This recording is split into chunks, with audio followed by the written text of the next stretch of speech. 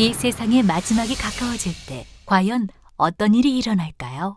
그때를 어떻게 준비하는 것이 지혜로운 것일까요?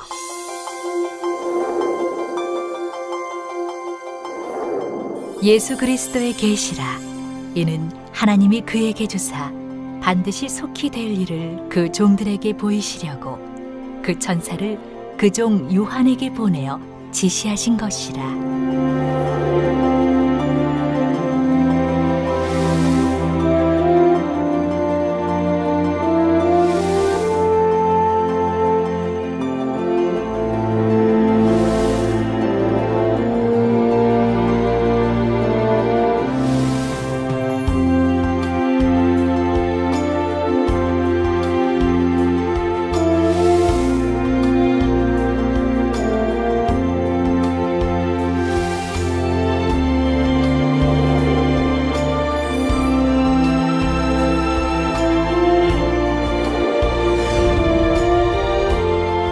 사랑하는 시청자 여러분, 세계적인 부흥사 이재룡 목사의 설교를 통해 아버지 하나님의 마음과 뜻을 깨달아 소망과 기쁨 가운데 힘차게 달려가시길 바랍니다.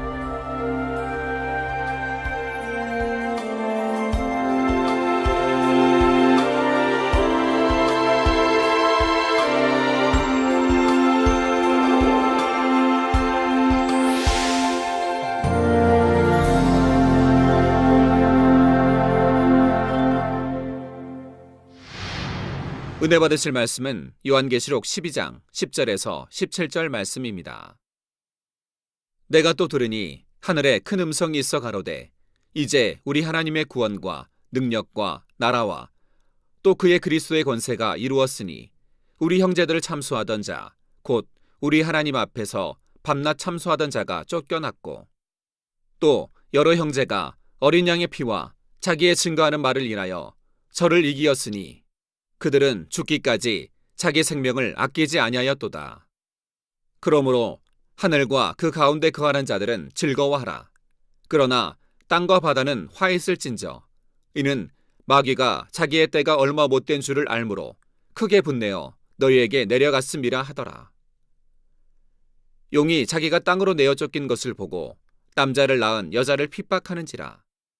그 여자가 큰 독수리의 두 날개를 받아 광야 자기 곳으로 날아가 거기서 그 뱀의 낯을 피하여 한 떼와 두 떼와 반 떼를 양육받으매 여자의 뒤에서 뱀이 그 입으로 물을 강같이 토하여 여자를 물에 떠내려 가게 하려 하되 땅이 여자를 도와 그 입을 벌려 용의 입에서 토한 강물을 삼키니 용이 여자에게 분노하여 돌아가서 그 여자의 남은 자손 곧 하나님의 계명을 지키며 예수의 증거를 가진 자들로 더불어 싸우려고 바다 모래 위에 섰더라. 사랑하는 성도 여러분, 시청자 여러분, 영의 세계가 보통 사람의 눈에는 보이지 않지만 분명히 존재하고 있습니다. 영의 세계는 크게 둘로 구분할 수가 있죠. 하나님께 속한 영의 세계와 어두움에 속한 악한 영의 세계입니다. 하나님께 속한 영의 세계는 빛과 선과 사랑 등의 속성을 가집니다.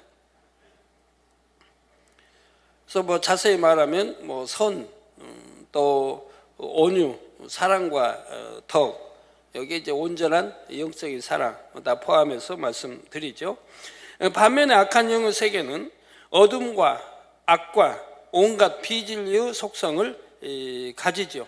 그래서 선과 반대되는, 그래서 예를 들어 선 반대되는 악, 진리 반대되는 비진리, 또 사랑하면 영적인 사랑과 반대되는 육적인 사랑. 육적인 사랑은 변질되고 썩어질 사랑입니다. 아무 쓸모 가치 없는 내 유익만 위해 사랑하는 겁니다. 그래서 내 유익이 되지 않을 때는 변질되고 그 가치가 상실되는 것을 봅니다. 그러나 영적인 사랑은 영원히 변치 않는 것입니다. 악한 영들은 이 땅의 어둠을 주관하며 사람들의 마음의 악을 주관해 갑니다. 근데 여러분들이 마음에 좀 불편하다, 내 마음의 화평이 깨졌다면 반드시 사단의 주관을 받고 있다는 것을 아시면 됩니다. 혈기가 나고 여러 가지 작용들이 나오죠. 사단의 주관을 받기 때문에. 그럼 사단의 주관을 왜 받냐? 내 마음이 악하니까. 그래서 그 악한 것이 바로 생각으로 동원돼서 사단이 그 생각을 주관해서 여러분이 악이 나오도록 마음을 요동치게 하고 비진리로 악이 나오도록 역사에 가는 것입니다. 그러한 여러분 마음이 평정을 잃었을 때, 또 기쁨이 또는 평안이, 이런 것이 감사가 이런 거 잃었을 때는 내가 사단의 역사를 받고 있구나 하는 것을 깨우치면 되는 거예요. 그래서 바로 회개하고 돌이킬 수 있도록 해야 돼요. 이것이 누구의 탓이다, 너 때문이다가 아니라 바로 자기 탓이고 내 탓입니다. 내게 악이 없다고 하면 사단의 역사 받을 리가 없는 것이니까요. 이러한 악한 영들이 지금은 공중에 있습니다. 공중이란 우리 눈에 보이는 이 유구 하늘이 아니라 눈에 보이지 않는 둘째 하늘에 있는 곳이고요.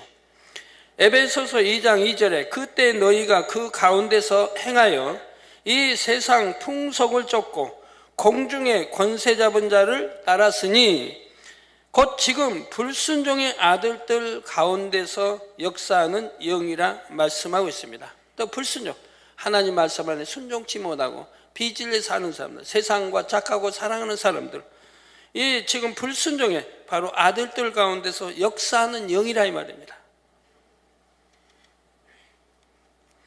즉 악한 영들은 공중에 권세 잡고 있으면서 이 땅의 어둠과 악을 주관해 가는 것이지요. 그런데 장차 7년 환란이 후반부에 이르게 되면 그동안은 공중에서 권세 잡고 있던 악한 영들이 이 땅으로 쫓겨 내려오는 때가 옵니다. 물론 순순히 내려오는 것은 아니고 하늘의 군대장관 미가엘과 그의 사자들과의 전쟁에서 패하고 이 땅으로 쫓겨오지요.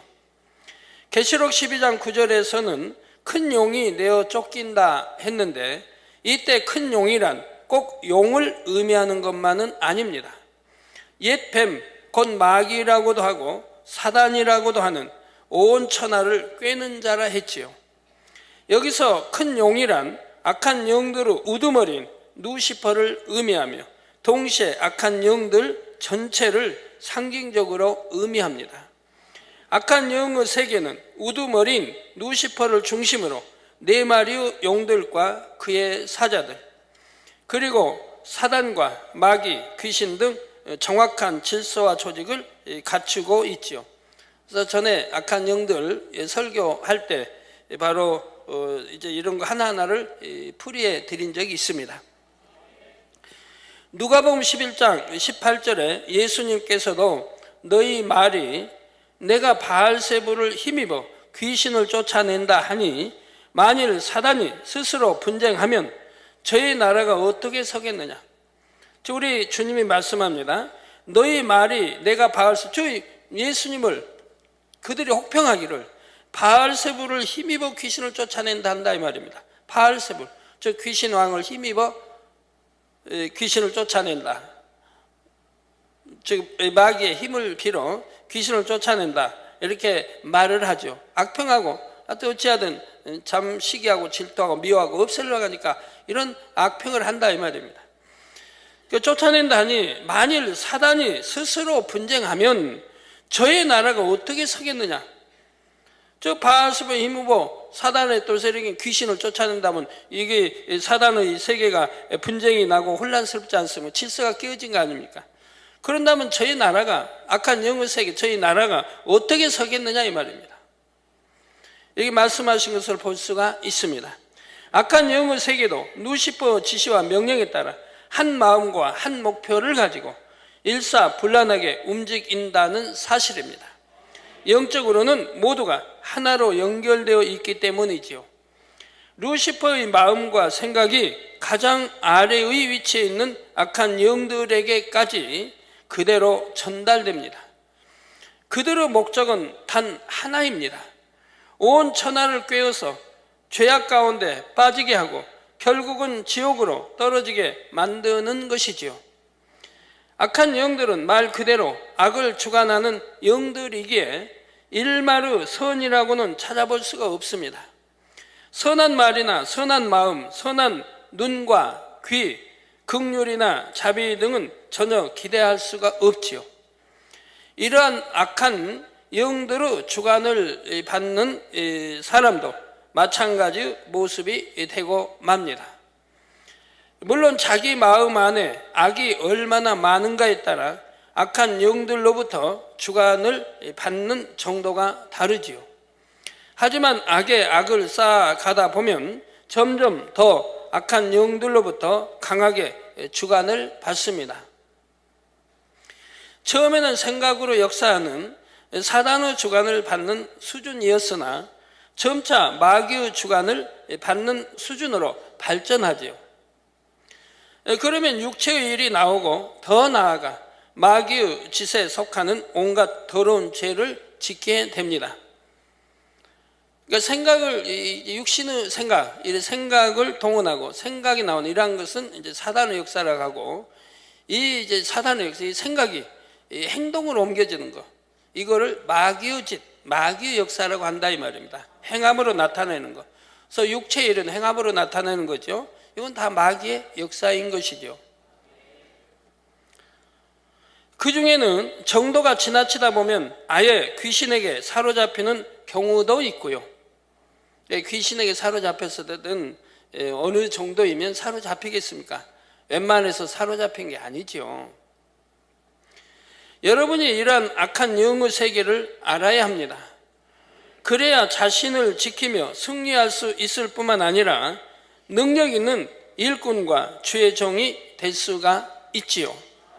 악한 영들의 궤계를 정확히 꿰뚫어 알아야 맡겨진 영혼들도 지킬 수 있고 그들에게서 어둠도 물리쳐 줄 수가 있는 것입니다. 그런데 지금은 이러한 악한 영들이 공중에 있으면서 이 땅의 어둠을 주관해 가고 있다 했지요. 그러다가 7년 환란 때가 되면 더욱 기승을 부리다가 마침내는 이 땅으로 쫓겨 내려오는 때가 옵니다. 그러면서 이 땅의 악도 더욱 크게 달해 가지요. 이 땅에 남아있는 사람들이 이 땅으로 쫓겨난 악한 영들로부터 직접 사주를 받게 되기 때문입니다. 비유를 들자면 예전에는 전화나 화상으로 지시하고 명령하던 것을 이제는 직접 곁에서 조종하는 것과 같은 이치입니다. 그러니까 혹시 잘못 또 들으시고 전화나 화상으로 지시하고 명령한다 이렇게 지금 들으시면 안 돼요. 그냥 뭐라고 할까요? 그냥 텔레파시. 자, 이런 식으로 전달하고 하는 거 봅니다. 그러니 악한 자들은 더 강하게 악을 행하도록 사주를 받는 것입니다. 원수 마귀 사단을 숭배하는 사람들도 더 많이 나오지요. 하지만 이렇게 악한 영들이 공중으로부터 이 땅으로 쫓겨났다는 것은 결국 그들의 권세도 끝을 향해 가고 있다는 증거입니다. 10절에 내가 또 들으니 하늘에 큰 음성이 있어 가로되 이제 우리 하나님의 구원과 능력과 나라와 또 그의 그리스도의 권세가 이루었으니 우리 형제들을 참소하던 자 곧 우리 하나님 앞에서 밤낮 참소하던 자가 쫓겨나게 했습니다. 하나님 앞에서 밤낮 참소한다니까 천국에 아버지 하나님 앞은 지금 천국에 넷째 하늘에 있습니다. 거기까지 가서 보면 참소한다는 뜻은 아닙니다. 제2하늘에 공중곳에 잡고 있으면서 다 참소하고 다 통한다 이 말입니다. 대화가 통한다 이 말이에요. 그래서 참소하게 되고 이렇게 아버지 앞에 감히 나타나서 참소하고 그럴 수는 없는 것입니다. 전에 창세기 때인가 설명 다 해드렸죠. 하나님의 구원과 능력과 나라와 또 그리스도의 권세가 이루었다는 것은 어둠의 권세가 끝난다는 의미이지요. 이때가 육으로 볼 때는 7년 환란의 후반부로서 악이 최고 극을 향해 가고 있는 시점입니다. 이는 다시 말해 얼마 후면 7년 환란이 끝나고 주님께서 다스리시는 천년 왕국이 도래한다는 의미가 되지요. 이제 악한 영들은 권세를 잃고 그들 앞에는 심판의 날만 남아 있습니다.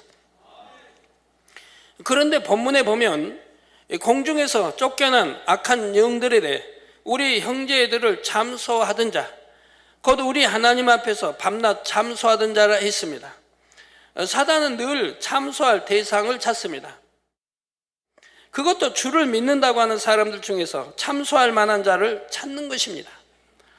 베드로전서 5장 8절에 근신하라 깨어라 너희 대적 마귀가 우는 사자같이 두루 다니며 삼킬 자를 찾나니 말씀한 대로 있죠.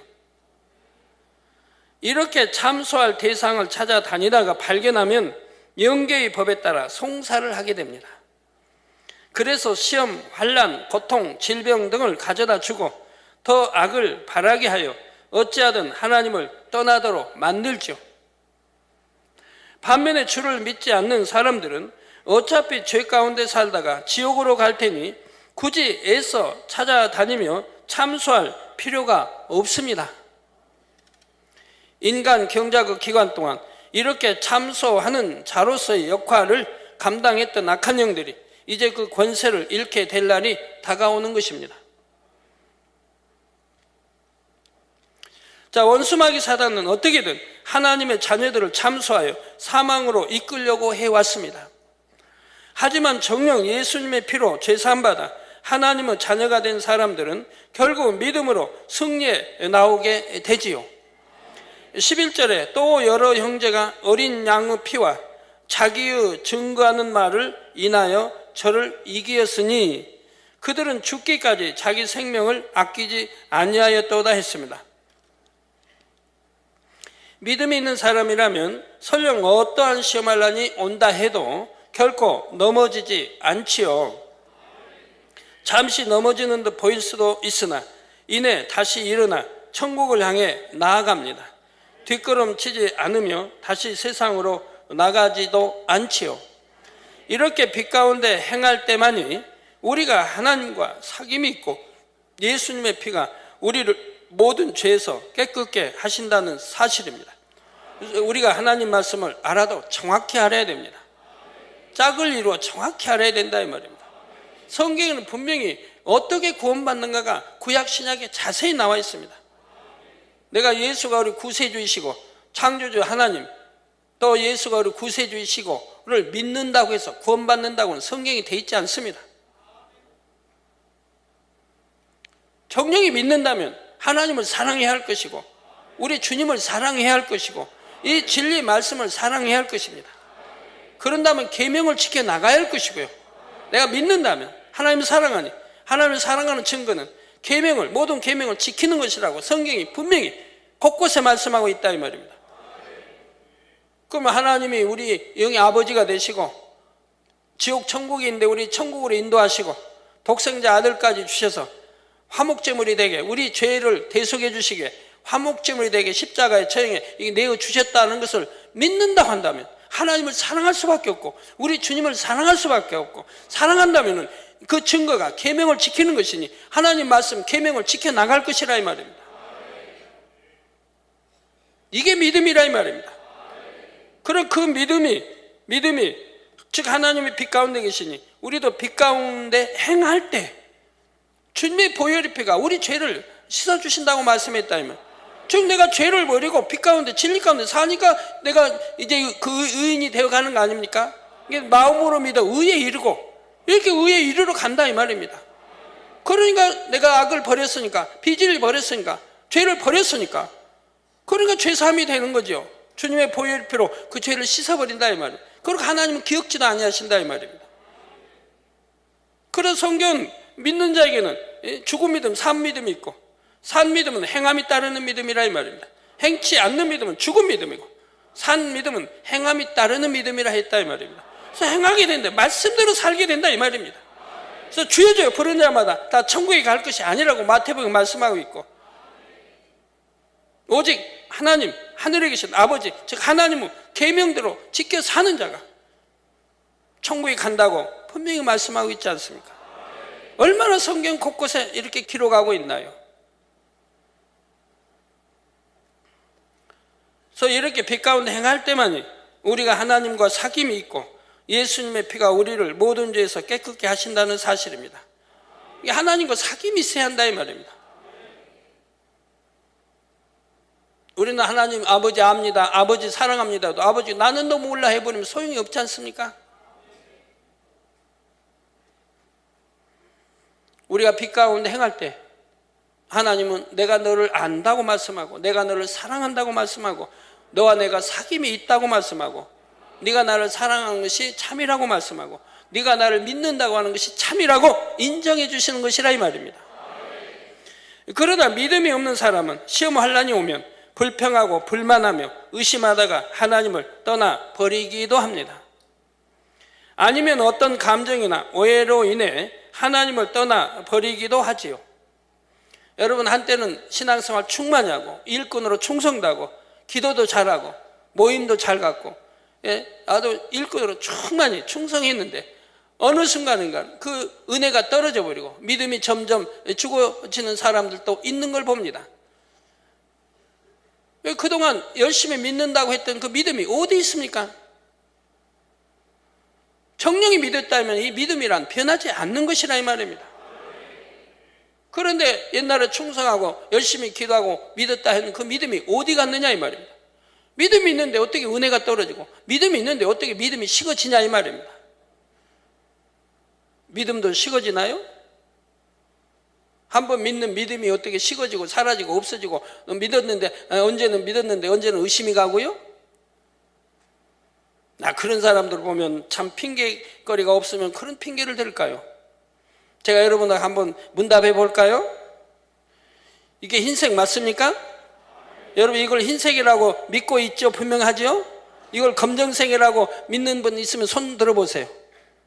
나 이거 흰색이라고 믿죠? 이게 여러분 이제 참 10년, 20년, 30년이 지난 다음에 이거는 흰색이 아니고 흰색 나 의심이 가네요. 그거 혹시 검정색 아니에요?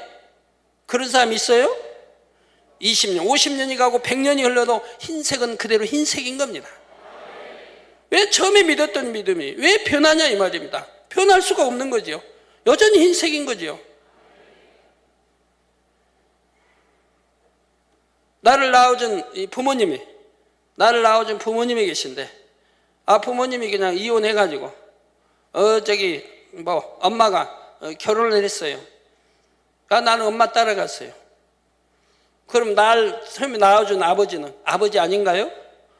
이제는 세월이 흘렀고 내 아버지가 내 성도 바뀌었으니까 내 아버지는 이제 여기가 아버지다고 그래요? 날 낳아준 아버지예요? 나를 낳아준 아버지가 진짜 아버지인 거죠. 그게 어떻게 세월이 많이 흐른다고 변할 수 있는 것입니까? 나를 낳아준 어머니가 어머니고 나를 낳아준 아버지가 아버지지. 내가 내 어머니 결혼해서 딴 데로 가서 딴 남자 만났는데 거기가 아버지가 되고 여기 날 낳아준 아버지도 아버지고 그 아버지가 왜 이렇게 많아 그래? 아버지는 오로지 육의 아버지는 한 분이어야지 왜 두 분이 되고 세 분이 될 수 있는 것입니까? 나를 낳아준 아버지는 아무리 세월이 흘러도 아버지인 것이라 이 말입니다. 그게 변할 수 없는 것이라 이 말이에요. 근데 믿음이 변해요? 세월이 흐르니까 이제 날 낳아준 아버지가 아닌 것 같고 딴 거기 성내가 바꿨으니까 거기가 날 낳아준 아버지로 믿어요? 그럴 사람은 한 사람도 없을 거예요. 여기 한 번 믿는다 하면 그 믿음이 변하지 않는 것이라 이 말입니다. 세월이 흐른다고 해서 하나 보태기 하나는 둘 이거 진리입니다. 그 세월이 흐르면 변하나요? 하나 보태기 하나는 셋으로 변하나요? 안 변하죠. 믿음도 마찬가지인 거예요. 정령이 내 믿었다면 절대로 변할 수가 없는 거예요. 천국 지옥을 믿는다면 하나님 우리 예수 우리 주님이 우리 구세주 주신 걸 믿는다고 한다면 심판이 있는 걸 믿는다고 하면 천국 지옥이 있고 우리 주님이 우리 데려오신다 믿는다면 절대로 변할 리 없는 것이라 이 말입니다. 정령이 믿었다면 변하지 않는다 이 말입니다. 그러니 은혜도 떨어질 리 없고 믿음이 식어질 리 없고 변하는 게 아니라 이 말입니다. 아무리 세월이 흐른다고 왜 믿음이 변하느냐 이 말입니다. 저는 한 번도 변해본 일이 없기 때문에 단호히 말씀드리지만 여러분 제가 비유 들은 대로 어떻게 믿는 믿음이 변하느냐 이 말입니다.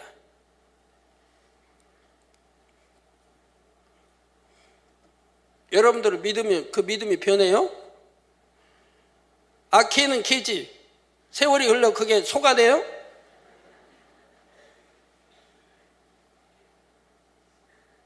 원숭이는 원숭이지. 세월이 많이 흘러 그게 사람이 돼요? 그럼 사람이 원숭이가 돼요? 여러분 그렇게 믿지 않을 걸. 개는 개고 소는 소고 사자는 사자고 호랑이는 호라고. 그럼 세월이 아무리 흘려도 그냥 개는 개고 소는 소고 사자는 사자고 호랑이는 호랑이인 것이라 이 말입니다. 우리 믿음도 마찬가지라 이 말이에요. 내가 정령히 믿는다면 변할 수가 없는 것이라 이 말입니다. 그런데 어떤 감정 오해로 인해 하나님을 떠나버리기도 합니다. 믿음이 없는 소치인 거지요.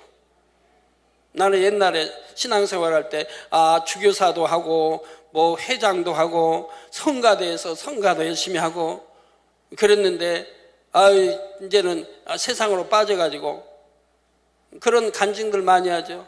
내 남편이, 내 부모가, 아니면 내 자식이 옛날에 이렇게 교회에서 충성하고 있는데 이제는 세상으로 빠져서 교회 안 나온다고. 옛날엔 잘 믿었는데, 옛날 충성하고 잘 믿었대요. 잘 믿었는데 어떻게 하나님을 저버리고 세상으로 빠질 수 있나요? 잘 믿었으면. 충성한다고 해서 잘 믿은 건 아닌 것이라 이 말입니다.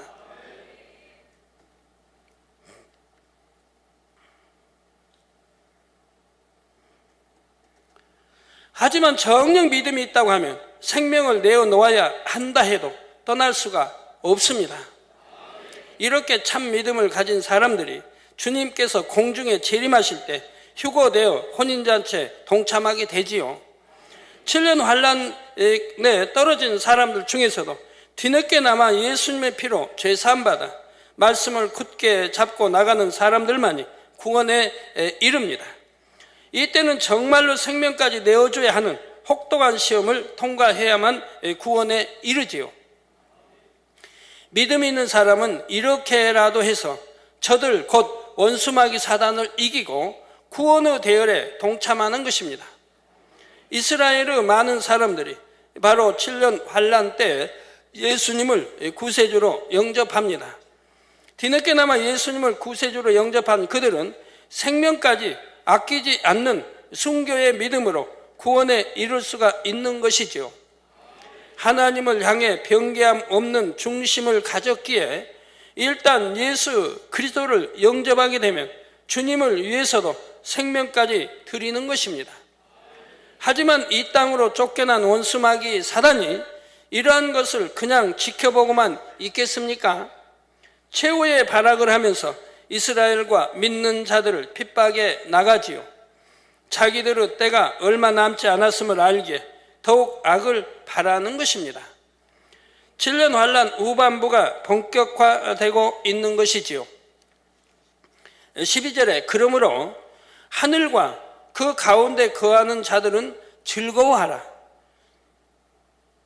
그러나 땅과 바다는 화 있을진더 이는 마귀가 자기의 때가 얼마 못된 줄을 알므로 크게 분내어 너희에게 내려갔음이라 했습니다. 내려갔다. 이 땅에서 7년 환란이 진행되는 동안 공중에서는 7년 혼인잔치가 진행 중입니다. 혼인잔치에 참여한 영혼들은 기쁨과 즐거움의 시간을 보내고 있지요. 또한 뒤늦게나마 7년 환란 중에 이삭 줍기 구원을 받은 영혼들도 이제 더 이상 슬픔과 고통을 당할 필요가 없습니다. 하지만 7년 환란 중에 구원받은 사람들이라도 다 같은 것은 아니라 했지요. 하나님의 섭리 가운데 이 땅에 남겨져서 7년 환란 중에 전도자로서의 사명을 감당한 사람들은 당당히 주님의 신부로서의 자격이 있습니다. 하지만 죽정이 신자로서 이 땅에 떨어졌다가 뒤늦게 순교를 통해 겨우 구원에 이른 사람은 다르지요. 이들은 혼인잔치에도 함께 동참 못하고 장차 천년 왕국에도 함께하지 못한다 했습니다. 이 하늘에 별도로 마련된 장소에 대기한다 했지요. 그래서 이들에 대해 계시록 6장 9절에서 제단 아래에 있다 설명했습니다. 하지만 이들도 7년 환란의 고통에서 벗어났으니 그리고 장차 천국에 들어갈 수 있으니 이것만으로도 얼마나 큰 즐거움이겠습니까? 하늘과 그 가운데 거하는 자들은 즐거워하라는 말씀에는 이처럼 어떠한 형태로든 구원에 이른 모든 영혼들은 모두가 즐거워한다는 의미입니다. 반면에 땅과 바다는 화 있을진저 했습니다. 7년 환란이 후반부에 접어들고 점점 막바지를 향해 가고 있는 시점에서 원수 마귀 사단까지 이 땅으로 쫓겨왔으니 이 땅은 얼마나 더 어둠으로 뒤덮이겠습니까? 악한 영들은 자기들의 때가 얼마 남지 않았음을 알기에 더욱 분을 내어 악을 바라지요. 그래서 믿는 자들에 대한 핍박도 상상을 초월하게 자행되며 최고로 악한 방법들이 다 동원됩니다. 특히 이스라엘에 대한 핍박이 혹독하지요. 13절에 용이 자기가 땅으로 내어 쫓긴 것을 보고 남자를 낳은 여자를 핍박하는지라 했습니다. 남자를 낳은 여자란 이스라엘 민족이지요. 예수 그리스도로 인해 자신들이 권세를 잃었고 이제 공중으로부터 쫓겨났으니 그 분풀이를 이스라엘 민족에게 하는 것입니다. 바로 적그리스도의 세력을 통해 이스라엘에 대한 본격적인 핍박이 시작되지요. 그러나 하나님께서는 이때를 위해 이스라엘 민족이 대피할 수 있는 곳을 예비해 두셨다 했습니다. 하지만 그때의 상황이 워낙 급박하지요. 마태복음 24장 16절에서 19절에 보면 그때에 유대에 있는 자들은 산으로 도망할지어다.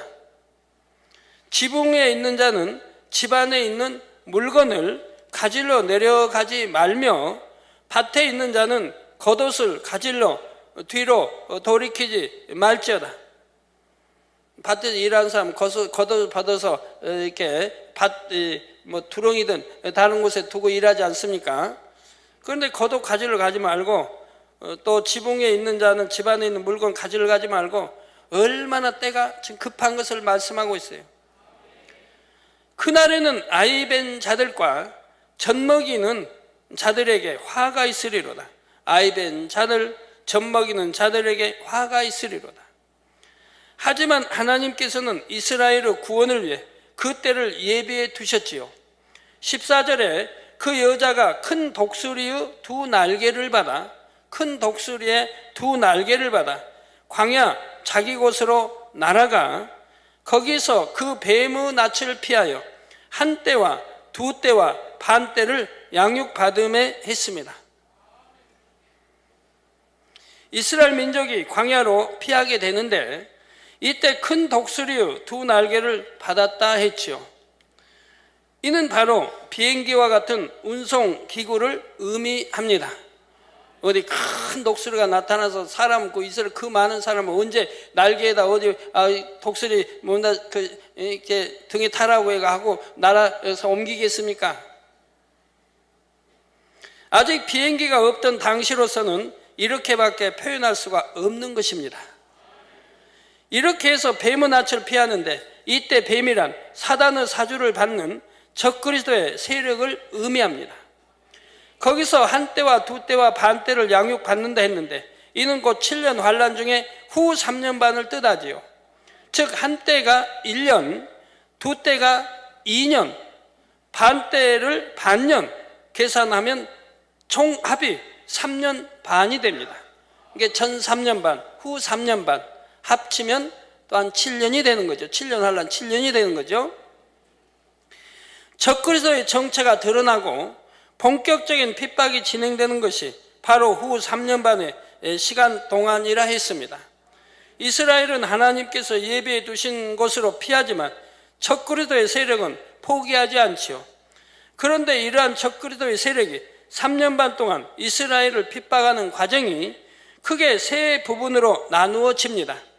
3년 반을 굳이 한 때와 두 때와 반 때라고 표현한 이유가 바로 여기에 있습니다.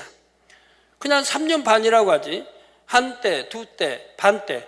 즉 먼저 한 때, 즉 1년 동안은 적그리스도가 온갖 장비들을 동원하여 이스라엘 민족이 도망한 곳을 찾으며 정탐합니다. 본격적인 공격을 위한 탐색의 시간이죠. 그러다가 두 때, 즉 그 후 2년 동안 적그리스도의 세력은 총 공세를 펼칩니다. 갖가지 무기들을 총 동원하여 이스라엘 민족이 대피한 곳을 공격하지요. 이로 인해 많은 이스라엘 사람들이 죽습니다. 물론 하나님께서 예비하신 곳은 천혜의 요새와 같은 곳이기 때문에 그나마 그 엄청난 공격에도 견뎌냅니다.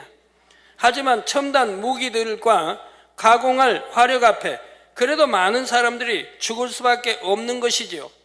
이렇게 총 공세를 계속하던 적그리스도의 세력은 이제 전략을 바꿔 회유책을 쓰게 되는데 이 시기를 가리켜 반때라 하는 것입니다. 이들이 참 이렇게 독수리 두 날개 이렇게 피할 때 어떻게 하겠습니까? 조용하게 밤을 이용해서 또 피할 것이고요. 그리고 참 요한이 이렇게 2000년 전에 그걸 환상으로 볼 때는 날개가 있으니까 두 날개 또 이렇게 높이 날아가니까 꼭 독수리 표현할 수밖에 없잖아요. 그때는 비행기란 용어가 없으니까 어떻게 표현해야 할까요? 우리 눈에 그래도 이렇게 할 수 있는 독수리라고 표현할 수밖에 없는 거 아닙니까? 만약에 이제 요한이 비행기라는 걸 알았다고 해봐요. 그럼 비행기라고 기록해봐요, 성경에. 그럼 2000년 동안 읽은 사람이 비행기가 뭔지 압니까? 최근에 그래도 참 1900년을 지나서 산 사람들은 비행기에 대해서 이제 알지만 그 전에 사람들은 비행기라고 하면 그게 뭔지 모른다 이 말이에요. 그러니까 2000년 전에 기록할 때 그렇게 기록할 수밖에 없는 것이라 이 말입니다. 하나님이 비행기다라고 알려줄 수는 있어요. 그럼 비행기라고 기록해 놓으면 2000년 동안 비행기가 뭔지 압니까? 전혀 더 깜깜할 수밖에 없죠. 차라리 뭐 독수리 두 날개 이렇게 표현하는 게 훨씬 낫죠. 계시록이 다 그렇게 표현되어 있는 것입니다. 그래도 우리가 더 이해하기 쉽게 하나님은 표현케 하신 것이라 이 말입니다. 자, 이때도 회유책에 넘어가는 사람들이 있습니다.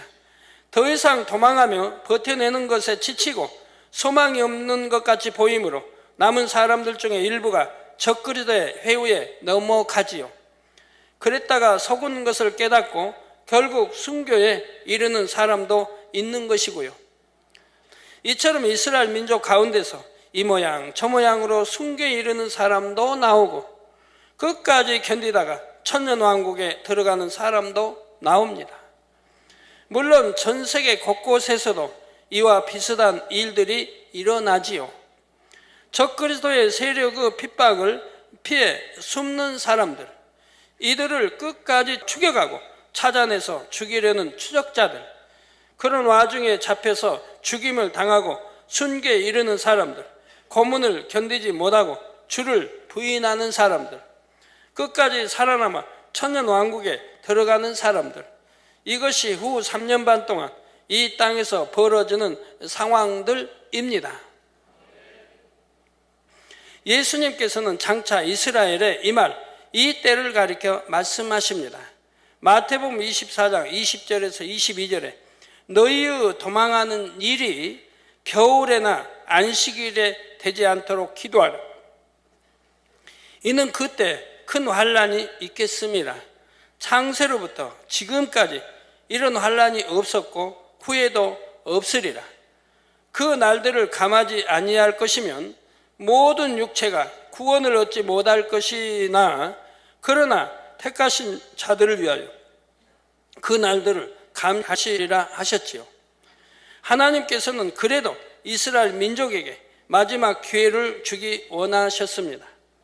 만약 이스라엘이 적그리스도의 핍박에 그대로 노출된다면 아무리 이스라엘 민족이라 해도 구원받는 수가 그리 많지 않지요. 그래서 그들에게 피할 곳을 예비해 두신 것이며 환난도 감하여 주심으로 그나마 많은 사람이 구원에 이르도록 섭리해 두셨다는 사실입니다. 이제 이어지는 15절 16절에 보면 여자의 뒤에서 뱀이 그 입으로 물을 강같이 토하여 여자를 물에 떠내려가게 하려 하되 땅이 여자를 도와 그 입을 벌려 용후 입에서 토한 강물을 삼키니 했습니다. 적그리스도의 세력은 이스라엘을 공격하면서 전 세계를 상대로 설득을 합니다. 이스라엘을 공격해야 하는 이유를 만들어서 자신들의 행동을 정당화하는 것이지요. 이에 많은 사람들이 동조하게 되고 적그리스도를 도와 이스라엘 공격에 동참합니다. 그러면서 여러 가지 다양한 무기들이 동원되고 은신처에 숨어있는 이스라엘 민족을 공격하지요. 이러한 상황을 가리켜 여자의 뒤에서 뱀이 그 입으로 물을 강같이 토하여 여자를 물에 떠내려 가게 하려 한다는 것입니다. 그러나 하나님께서는 이미 이러한 상황까지 다 아시고 피난처를 예비해 두셨지요. 그러므로 적그리스도의 세력들이 다양한 무기를 동원하여 공격하지만 지형적인 조건이나 환경으로 인해 공격의 효과가 현저히 떨어지게 됩니다. 예를 들어 가스나 연기와 같은 형태의 무기로 공격을 해보려고 하지만 지형적인 조건으로 인해 신속히 통풍이 됨으로써 큰 영향을 주지 못하는 것입니다. 또한 하나님께서 역사하시니 마침 지진과 같은 자연재해가 일어나서 이스라엘을 공격하던 무리들이 큰 피해를 봅니다. 적그리스도의 세력들이 이스라엘을 멸망시키려는 노력이 허사로 돌아가고 말지요.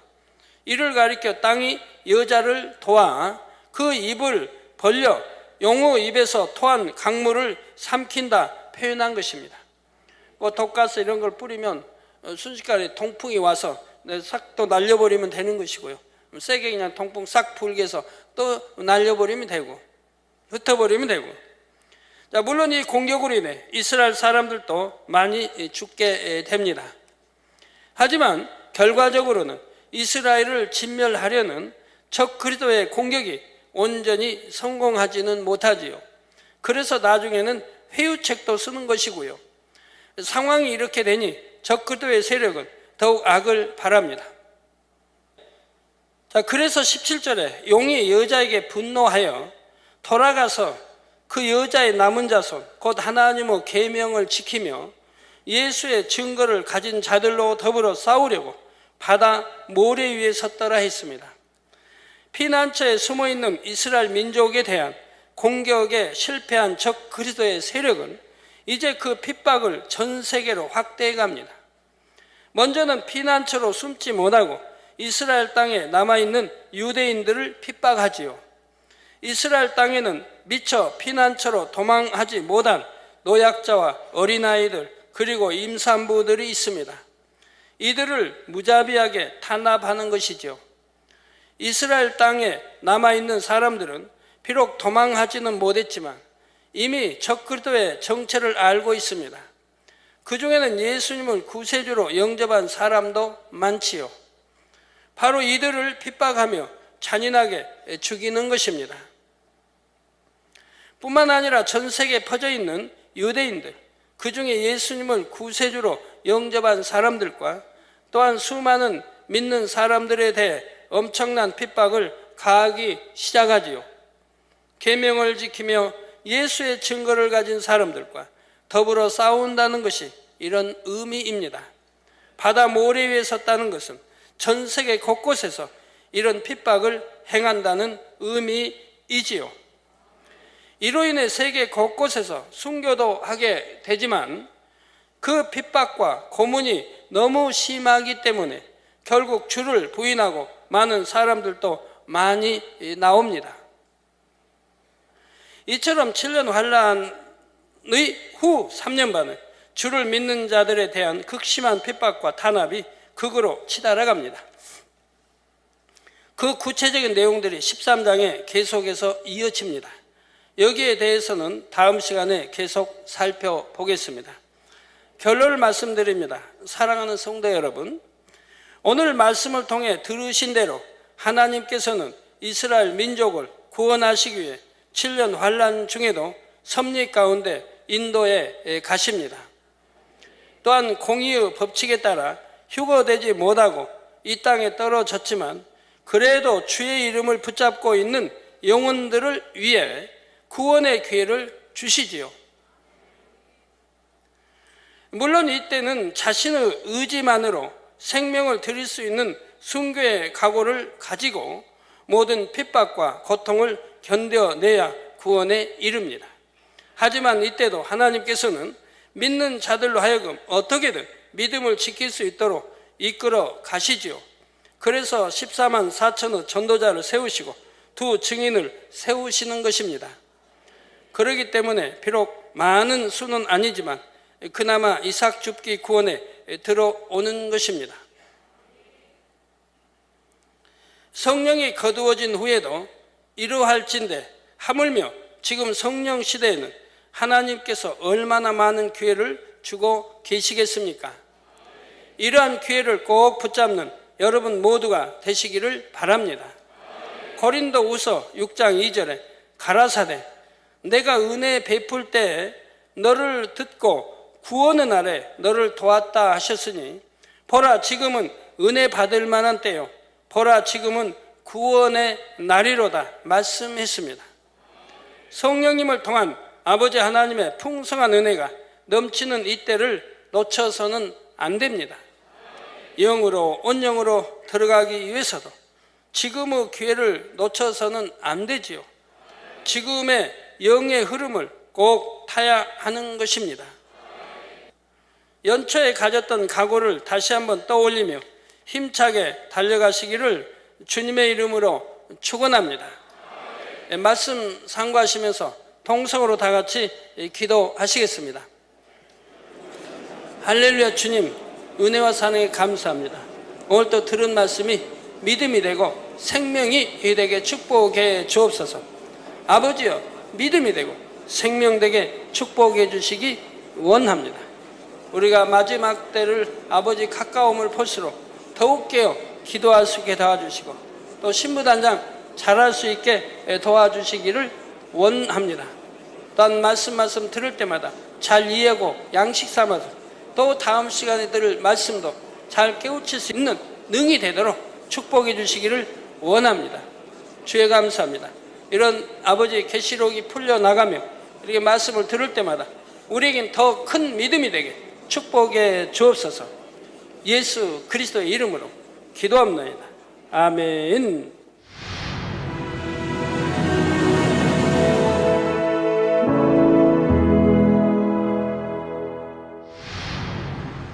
할렐루야. 전능하신 사랑의 아버지 하나님, 이 시간 기도받는 모든 성도님들 위해 안수하여 주옵소서. GCN 방송 시청자들이 인터넷과 화상을 통해 기도받는 지교회와 지성전 그리고 전세계 하나님의 자녀들 위에도 시공간을 초월하여 역사하여 주시기를 원합니다. 믿어지는 믿음을 주시고 부정적인 생각과 의심의 세력을 물리쳐 주옵시며 모든 시험 환난도 물리쳐 주옵소서. 머리부터 발끝까지 오장육부 뼈 마디마디 온몸의 신경 조직 세포 등 아픈 곳마다 성령의 불로 태우시고 근본의 빛으로 역사하여 주옵소서. 예수 그리스도의 이름으로 명하노니 원수마귀 사단 모든 질병 균 연약함아 물러가라. 빛이여 임하라. 모든 불치 난치병도 성령의 불로 태워 깨끗하게 역사하여 주옵소서. 말라리아를 비롯한 모든 풍토병도 물리쳐 주옵소서. 깨끗함을 입을지어다. 감기, 기침, 열, 몸살, 독감 등 각종 유행성 질병도 다 물러가라. 어떠한 유행성 질병 균도 틈타지 않게 지켜 주옵소서.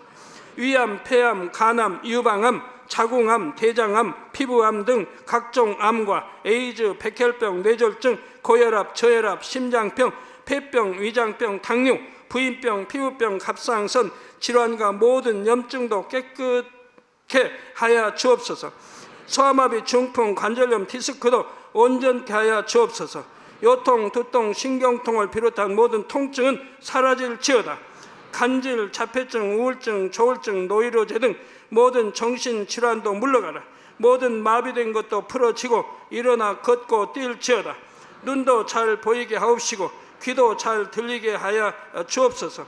소경은 눈을 뜨고 기머거리는 들으며 벙어리는 말할지어다. 각종 사고, 후유증도 깨끗게 하시고 부러진 뼈도 붙여 주옵소서. 화상 입은 것도 온전케 하옵소서. 화기야 물러가라. 열도 물러가라. 아버지 흉터도 나지 않게 역사해 주시기를 원합니다. 마약을 비롯하여 각종 약물과 독극물 중독도 깨끗함을 입을지어다. 죽은 신경과 세포가 살아나며 죽은 자도 살아나게 하여 주옵소서. 잉태의 축복도 주시기를 원합니다. 잉태 축복을 받으라. 예수 그리스도의 이름으로 명하노니 원수마귀 사단아, 하늘 공중 곳에 잡은 악의 영들아 물러가라. 그의 사자들도 물러갈지니라. 이 땅의 악한 영, 더러운 영, 거짓되고 간사한 영, 이간질하고 미혹하는 모든 어둠들은 물러가라. 모든 흉악의 결박을 풀고 어둠아 물러가라. 빛이여 임하라. 아버지 하나님, 부르짖어 기도할 수 있는 능력을 주시고 죄를 버리고 성결될 수 있는 능력을 주옵소서. 영혼이 잘됨같이 범사에 잘되게 하시고 가정의 복음화도 이루어 주시기를 원합니다. 한 주간도 모든 사고와 재앙으로부터 지켜주시고 불통이 없는 형통한 삶을 살 수 있도록 축복해 주옵소서. 성령의 불담으로 천군 천사와 주님의 불꽃 같은 눈동자로 모든 하나님의 자녀들과 가정, 일터, 사업터를 지켜주시기를 원합니다. 학생들에게 지와 명철을 더하시고 공부도 할 수 있는 뜨거운 마음과 열정도 더하여 주옵소서. 마음과 생각을 세상에 빼앗기지 않도록 지키시고 하나님을 뜨겁게 사랑하는 학생들로 축복하여 주옵소서. 하나님의 자녀들이 먹으나 마시나 입으나 무엇을 하든지 하나님 앞에 영광 돌리는 삶이 되게 축복하여 주시기를 원합니다. 나는 하나님을 만났노라, 체험했노라, 응답 받았노라, 축복 받았노라, 간증하는 입술이 되게 역사하여 주옵소서. 아버지 하나님 감사합니다. 홀로 영광 받으옵소서. 우리 주 예수 그리스도의 이름으로 기도하옵나이다. 아멘.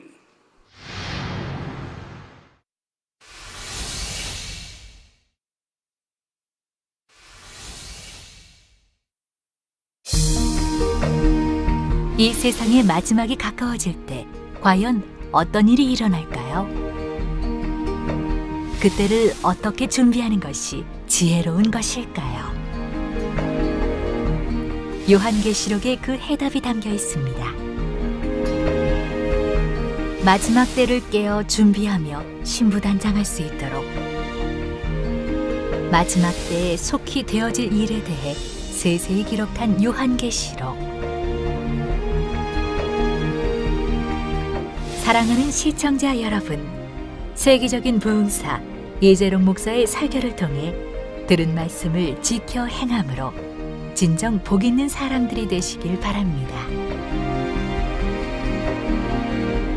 오늘 말씀 본문을 통해 여러분을 향한 하나님의 뜻을 묵상해 보시겠습니다.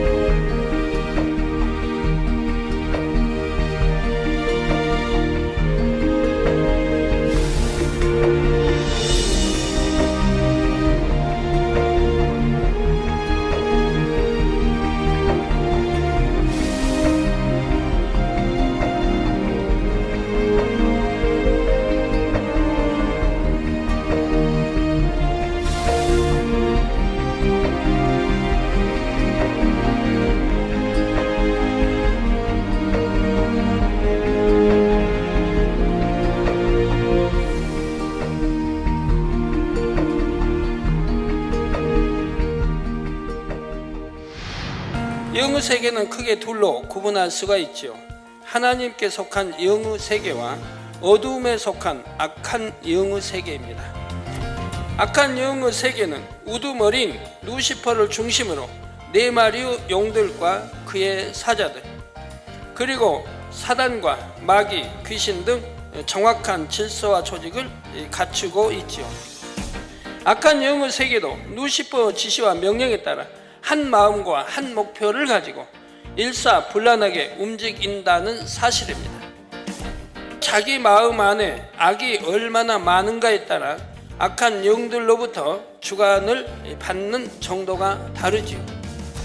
악한 영들의 궤계를 정확히 꿰뚫어 알아야 맡겨진 영혼들도 지킬 수 있고 그들에게서 어둠도 물리쳐 줄 수가 있는 것입니다. 하나님의 구원과 능력과 나라와 또 그리스도의 권세가 이루었다는 것은 어둠의 권세가 끝난다는 의미이지요. 7년 환란에 떨어진 사람들 중에서도 뒤늦게나마 예수님의 피로 죄 사함받아 말씀을 굳게 잡고 나가는 사람들만이 구원에 이릅니다. 하늘과 그 가운데 거하는 자들은 즐거워하라 하는 말씀에는 이처럼 어떠한 형태로든 구원에 이른 모든 영혼들은 모두가 즐거워한다는 의미입니다. 이스라엘 민족이 광야로 피하게 되는데 이때 큰 독수리의 두 날개를 받았다 했지요. 이는 바로 비행기와 같은 운송 기구를 의미합니다. 적그리스도의 세력이 3년 반 동안 이스라엘을 핍박하는 과정이 크게 세 부분으로 나누어집니다. 적그리스도의 세력은 이스라엘을 공격하면서 전 세계를 상대로 설득을 합니다. 이스라엘을 공격해야 하는 이유를 만들어서 자신들의 행동을 정당화하는 것이지요. 하나님께서는 이스라엘 민족을 구원하시기 위해 7년 환란 중에도 섭리 가운데 인도해 가십니다. 또한 공의의 법칙에 따라 휴거되지 못하고 이 땅에 떨어졌지만 그래도 주의 이름을 붙잡고 있는 영혼들을 위해 구원의 기회를 주시지요. 성령이 거두어진 후에도 이루할진대 하물며 지금 성령 시대에는 하나님께서 얼마나 많은 기회를 주고 계시겠습니까?